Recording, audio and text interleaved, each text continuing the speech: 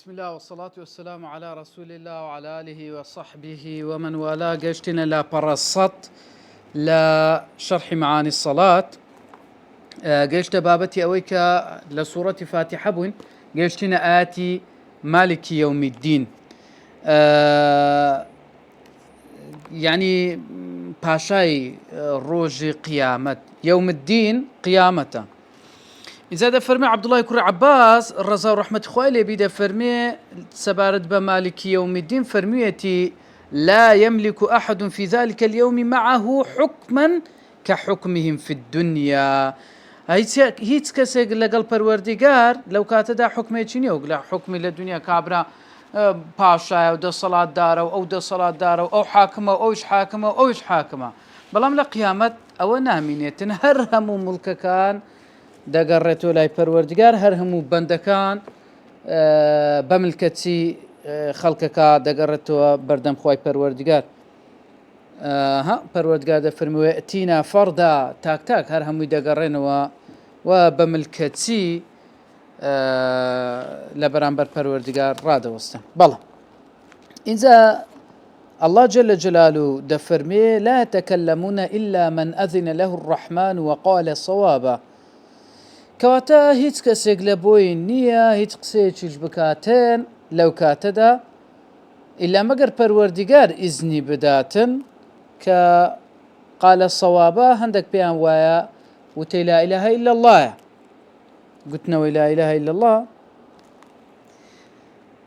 إنتا پروردگار دا فرمي وخشعت الأصوات للرحمن أو روجيك همو دنگكان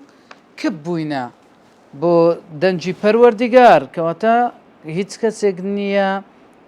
دنجي ليو بيتن. وهروها دا فرمي ولا يشفعون إلا لمن ارتضى والشفاعة جناكري والشفاعة بو هيتس كسينيا مقر بوي كپروردگار بي رازي بي لو كسر رازي بي كشفاعة دكا ولو كسر رازي بي كشفاعة بو دكريتن إذني پروردگاري لسبي. اینجا زۆربەی باڵێن قوڕائەکان وەهایان خوێندێتەوە مالکی یەومیدین. ڕاستە هەندێک پێیان بە مەلیکی یەومیدینیش خوێندیتیانەوە قیرائەتێکی دروستە بەڵام زۆرینەی هەرە زۆری بە مالکی یەومیدین خوێندیتیانەوە. مالیک پاشای ئەو ڕۆژی قیامەت. إنزا أبو هريرة لا حديث صح كيدا فرمي جملة بيغمبري بو عليه الصلاة والسلام فرموي يقبض الله الأرض ويطوي السماوات بيمينه ثم يقول أنا الملك أين الملوك الأرض. دا فرمي پروردگار زوي دقريتنو وآسمانا كان دهينيتو يكو بدستي راستيوا ودا فرميتن أنا الملك من باشام کوان پاشاکانی سەرزەوی کەواتە ئەو کات هیچ کەس دەسەڵاتێک نامینێتن ئللا مەگەر دەسەڵاتی ڕاستەقینەی پەروەردگار نەبێ دەسەڵاتە پوچەکانی دنیا و پاشا پوچەکانی دنیا هەمووی لەوێندەر پوچ دەبێتەوە و نامێنێتن و بزر دەبێت. اینجا دەفەرمێ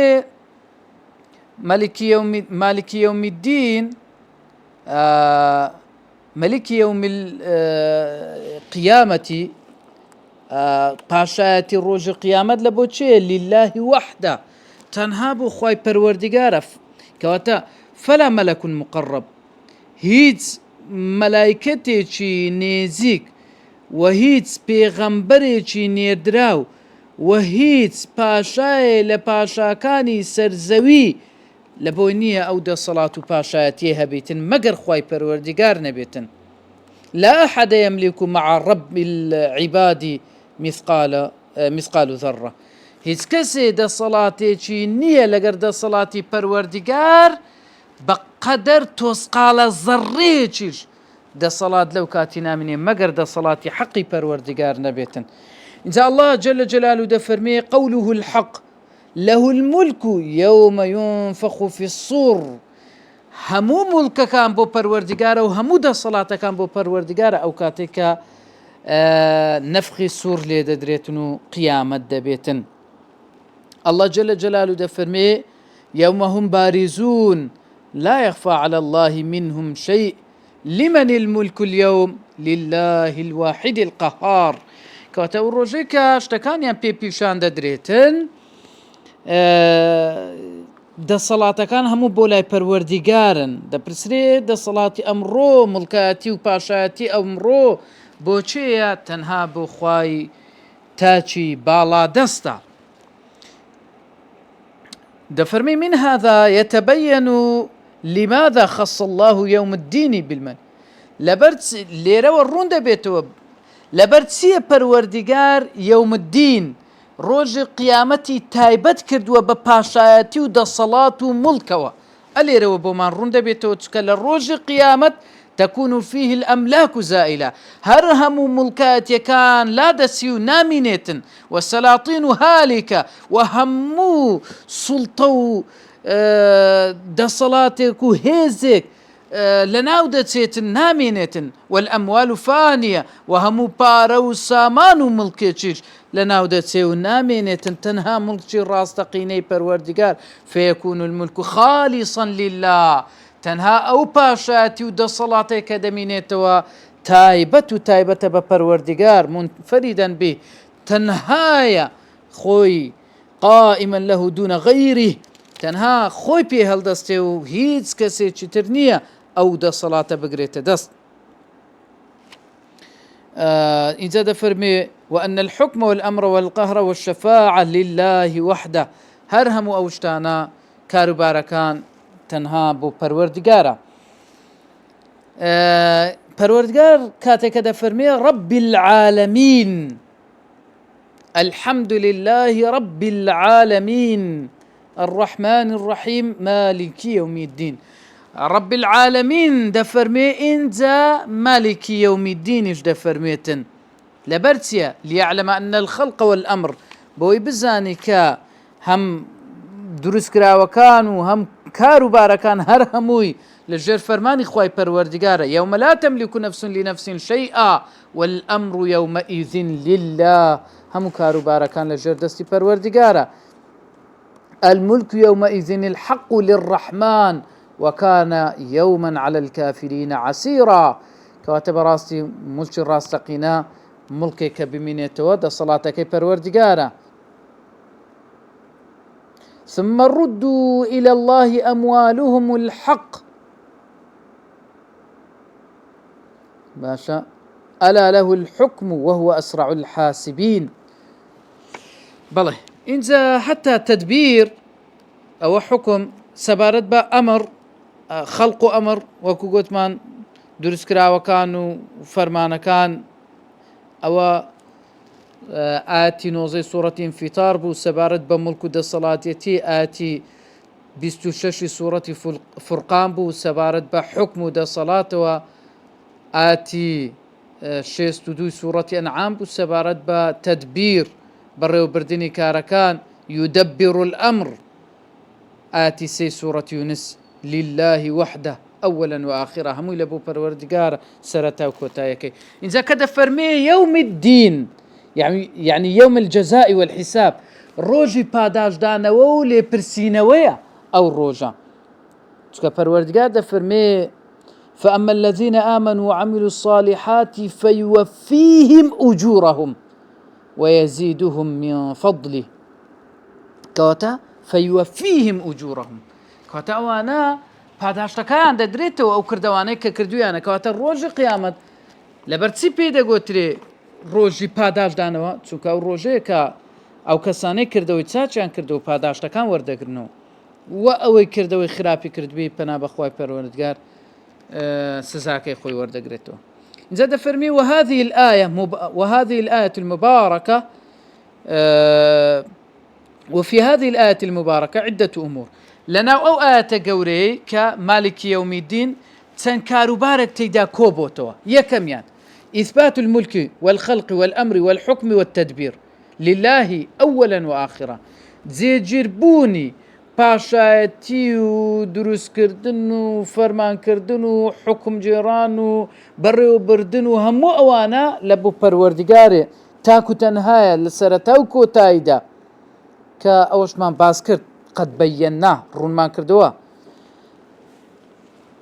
دفرمي ففي ذلك اليوم ينسلخ عن أهل الدنيا الملك الظاهر لو روجدا أهل دنيا خلقان همو أو دصلاتك هيان بو دصلات ديارك هيان بو هميان ينسلخ ليان دبيتوا بيان ونامينيتن ليان دا دمال دريتن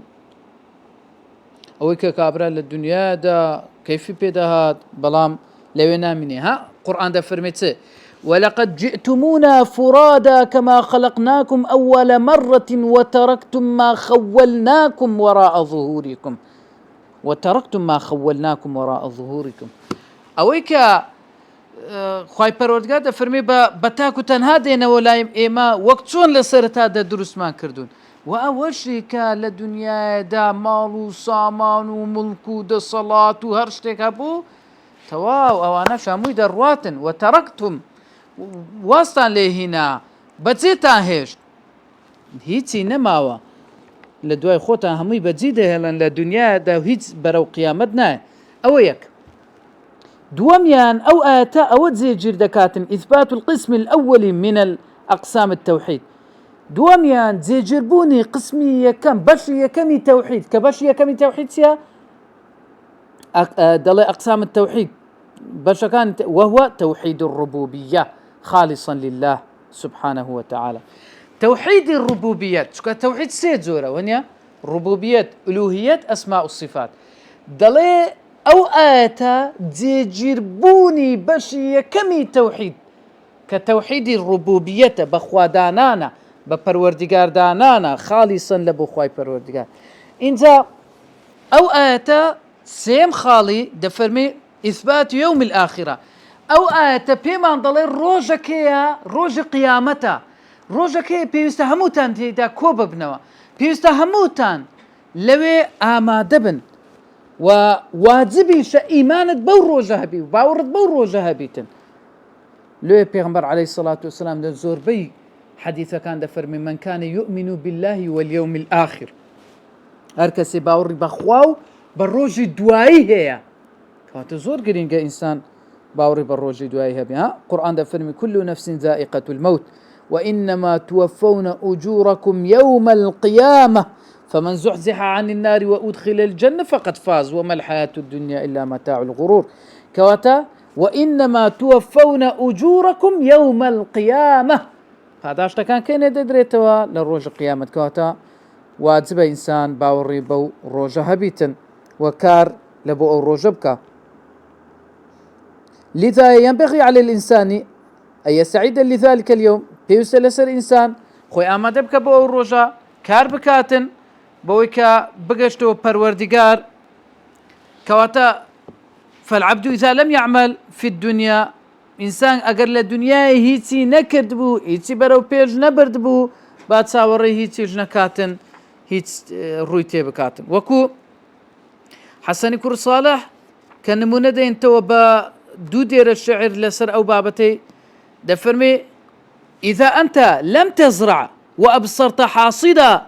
ندمت على التفريط في زمان البذر دفرمي أجر أتو هيت زراعتو هيت شتيكد نتسان تاوري أوي بكيكا بدوريوا دورين أوي بكي هيت نتسان ديا تاوري بكي بدوريوا أو كات بشمان دبيوا ككاتي بيجاندني دانويلا كانوا كاتي أوي كدانويلا هي وخلق حركة سوي خوي وادا دورتوا أتوش تمشادا كي كرا من هيت سم نكر ديا تبدور مو أو كات بشمان دبيوا وشي طلبي قتابيش زور زارويا لباتي ويكا لسرتاي صالة وقيت وصبر بخويني تنو درجة بيني نا هيج ناكاتن لكوتاي صالش كاتي كنتيجة ودرجة ورد جيريتو أو جب خوديتوا كرا خو أمنيت منكر يا وانا هميان دوريانو كواتا فما لك يوم الحشر شيء سوى الذي تزودته يوم الحساب إلى الحشر دفرمي للروج قيامة داهي تدلبوني إلا مقر أويك أتو هنايتت تزودته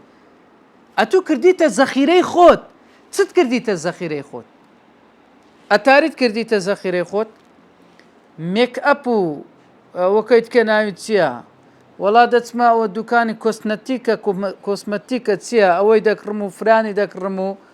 دەچی سەردانی نازام چێ و ئەها برادەر و پیاسە و چت کردیتە چت هەرگرتیە ئەو شتانە هەمووی لۆ لەناو چیسەکی دادەندرێ لە قیامەتێ داخنە پێشە خۆت فەرم ئۆت ئەوجا ئەگەر کردەوەت باش بوو نوێژ و زکر و عیبادەت و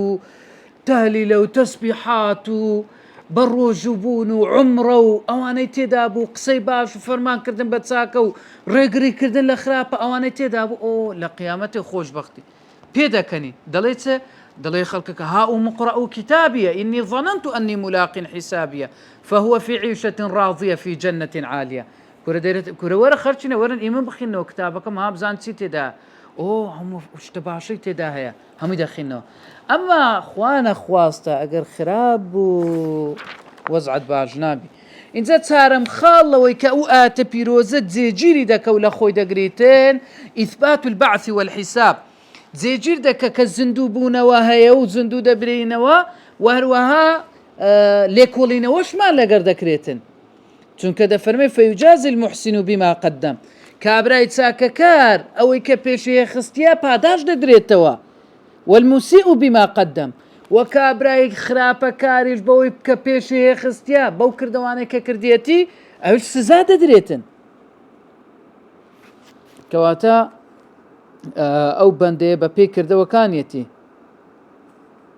هەر کەسە کە حەقی کەسەک خواردیە هەر کەسێک زوڵمی لە کەسێک کردیە ئیجا دەفەرمێ الله جل جلاله دەفەرمێ اليوم تجزى كل نفس بما كسبت لا ظلم اليوم إن الله سريع الحساب لسورة غافر آتي حفدة دفرمي أو روجي باداشتيا اليوم تجزى كل نفس بما كسبت أو روجا همو كسيك ببي أو إيكا كردويتي باداش ددريتوا هيج ظلمك ناكري لو روجا دا كواتا أجر كابرا خرابي كردبو خرابا أجر باشا كردبو باشا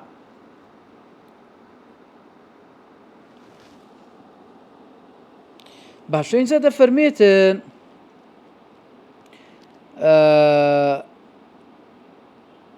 ڕۆژێکە کە ئینسان گەیشتە ئەو ڕۆژە دەفەرمێ فيكون لا وقت له للعداوة والضخناء والحقد والكراهية يعني بەڕاستی وای پێویستە ئینسان وها خۆی ئامادە بکە کاتی نەبی بۆ دوژمنایەتی کردن و ڕق و کینە و ڕق لێبوونەوە ئەو بابەتانە یعنی ئەتو خۆت وها ئامادە بکەی لە بۆ قیامەت کاتی ئەوەم نییە ئەم ڕقم لەو نەفەرەی ببیتەوە ئەم خۆم ئامادە دەکەم بۆ شوێنێکی زۆر گەورە بۆ بەرەنگار بوونەوە و بۆ ڕوبەڕوو بوونەوە و بۆ چوونە خزمەت الله جل جلاله زۆر گەورەیە لا تمدن عينيك إلى ما متعنا به أزواجا منهم ولا تحزن عليهم واخفض جناحك للمؤمنين لسورة حجر آياتها اشتاوش خواهي پروردگار بپیغمبر ده فرمي عليه الصلاة والسلام تاو مجرب بوي كأما دايت مانا خلقانك لوي پارو مالو سامانو مندالو دا صلاتو كوشكو تلارنا ولا تحزن عليهم هار دل تنجيز ما بپیان رولوانا مكاتكو اتو موقفەکی گەورەتر چاوەڕێتە شوێنێکی گەورەتر چاوەڕێتە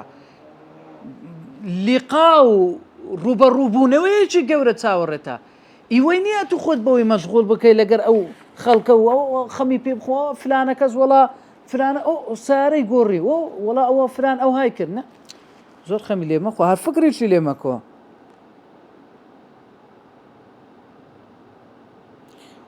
چونکە بەڕاستی ئەو کەسانێک کە ڕێخوای پەروەردگار بەر بدەن ڕێخوای پەروەردگار نەگرن هەر خەریکی دنیا بن الله جل جلاله دەفەرمی إن الذين يضلون عن سبيل الله لهم عذاب شديد بما نسوا يوم الحساب لو أوانا عذاب شديد يا هي سزايا زور بإيشها هي لبرسي سزايا بإيشها هي بما نسوا يوم الحساب تشوك أوانا الروج القيامة يعني لبير كرت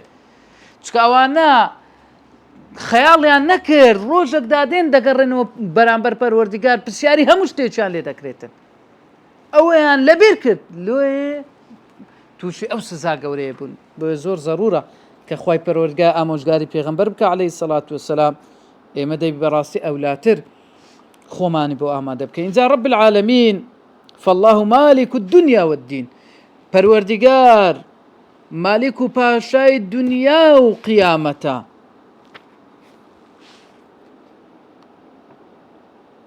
دفرمي جاء التخصيص بعد التعميم لتهويل خطورة ذلك اليوم. تخصيص لباش تعليل أوي هاتيا تعميم هاتيا. تخصيص واتا تايبتي بكي، تعميم واتا قشقير كو يعني ما بس تي أو آتا دلي خواي پروردگار دفرميتن الحمد لله رب العالمين أو تيا أو تعميمة رب العالمين خداي همو جهانيان. الحمد لله رب العالمين الرحمن الرحيم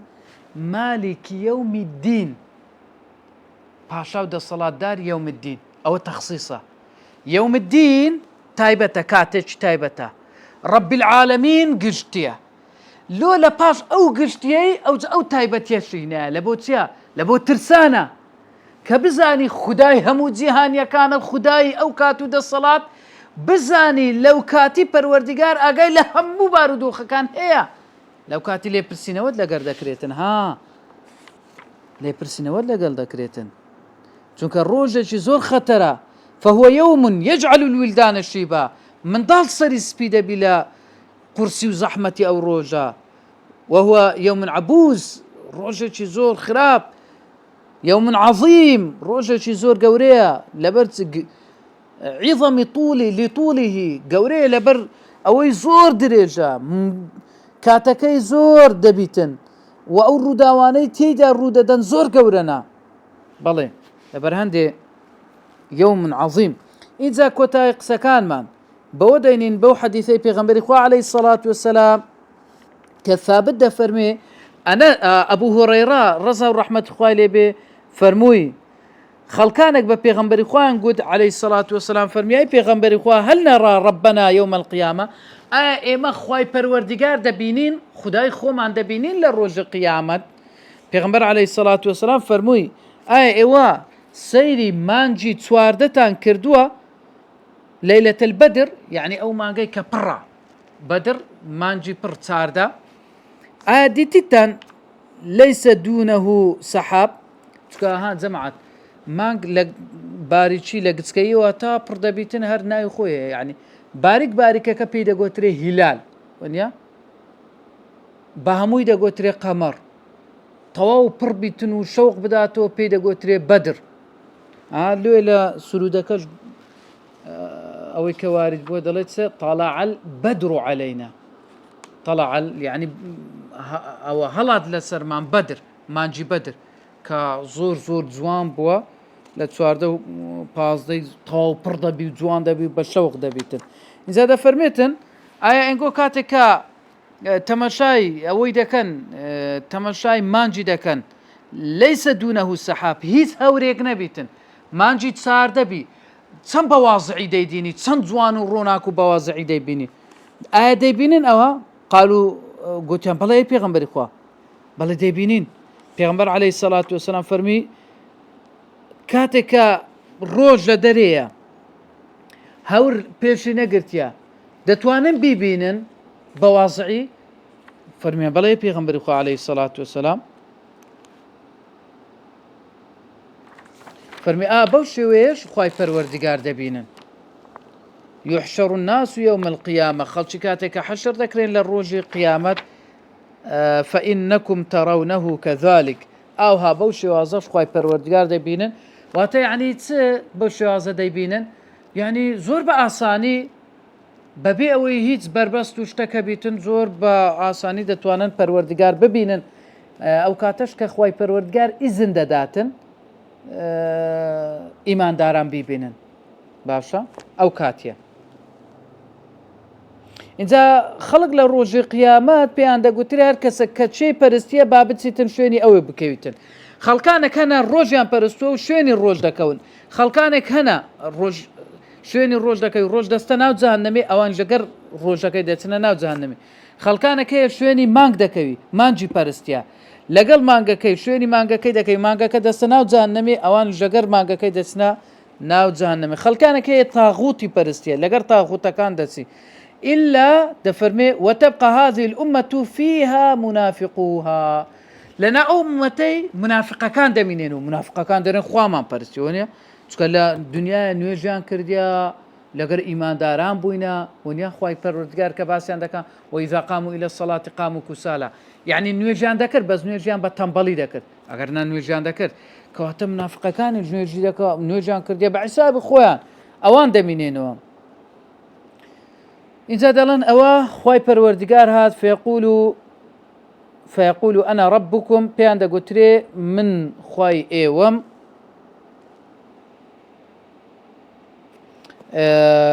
أواني جشوين خواي دبنا تا خواي پروردگار دي كاتك فإذا جاء ربنا عرفناه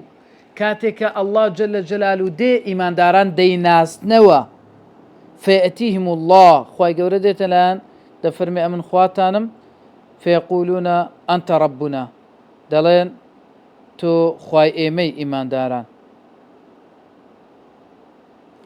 إذا أو دادندري پر دادندري پر دي الصراط دادندري لسر پشتي جهنم يكم كسي كبسر پر دكدا بپريتوا پیغمبران هر کسو پیغمبرو با امتکی خوی و بسری داد تیدا پریتن هیچ کسی لبوینی او روژه قصی بکه الا پیغمبران نبی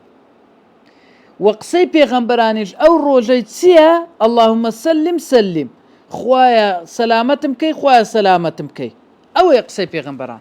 هیچ کس لبوینی قصی بکه بس پیغمبرانش بس او قصی ده کنوا انزا لجهنم چیه وفي جهنم كلاليب مثل شوك السعدان لا جهنم كلاليب هي أو هي وكو دركا قلاب هي وكو شوك السعدان سيا أو دركيكا وشتر ها جايكا درشي هي وشتر زوري عزلو أويا لو جاية لبياباني هي باشا پیغمبر عليه الصلاة والسلام فرمي او تان دي شوكي سعدان تان بينيوا فرمي بلا پیغمبر خو بينيت ما فرمي او هايا لو قلابكاني جهنم دوزخ خو گور پنامام بدا توانا چي زوريان پي بخشرايا خلچي دفرينن يعني بخلچي ودنوسيو فريده داتنا دوزخوا خو گور پنامام بدا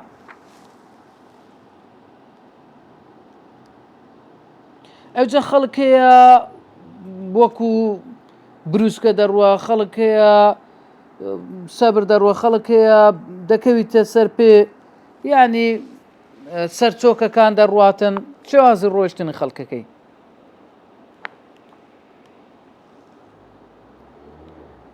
او زكاتك خلقك كتنا دوزخ وخواي پروردگار فرمان بملائكته كان دك امر الله الملائكه أن يخرجوا من كان يعبد الله هر كسك خواي قوري پرستبي كدبي تناو دوزخي دربين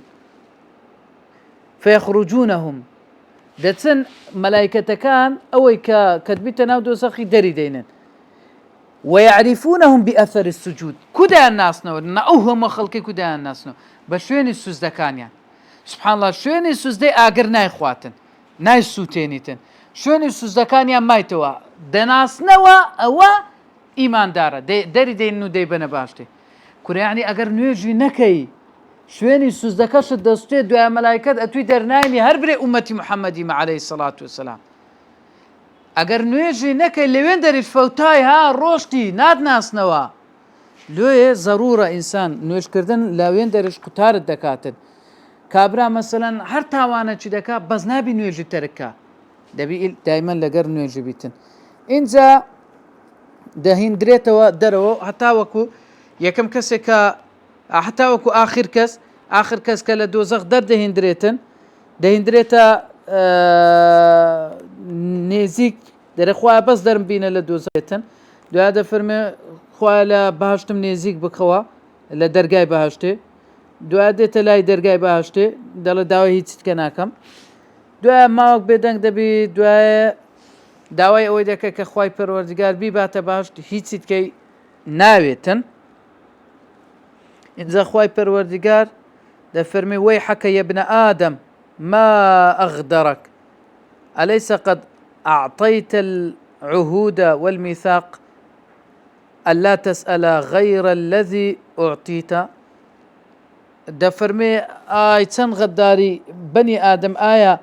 ئەتوو بەڵێنت بە من نەدا کە داوا هیچ کە نەکەی لەوەی کە پێم داوی، یعنی یەکەم جار بەس داوا دەکە بێتە دەرێ، دوای داوا دەکە بستە بندارەچی، دوای داوا دەکە بستە کندەرکەی باشتێ، دوای داوا دەکە بستە ناو بەهەشتێ.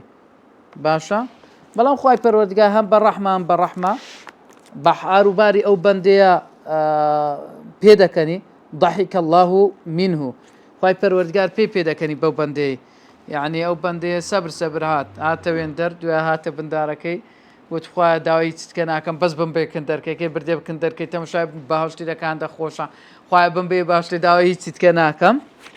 ئیجا کە پێغەمبەر عەلەیهی سەڵات وەسەلام ئەو حەدیثەی جێراوە و پێکەنی فەرمی خوای پەروەردگار پێدەکەنیتن ئەوجا ئیزنی دەدا بچیتە بەهەشتێ. ئینجا دەفەرمێ کە دەستە بەهەشتێ دەرەکات جێ من نمایە، طبعا لە بەهەشتێ پێی دەگوترێت چەند پێی دەگوترێت لەکە ذلك ومثله معه. لە دنیای پاشایەک چەندی هەیە ئەوەندە لە بۆ تو و هاوێنەی ویش، یعنی دوو هەند. و لە حەدیثەکەیت کە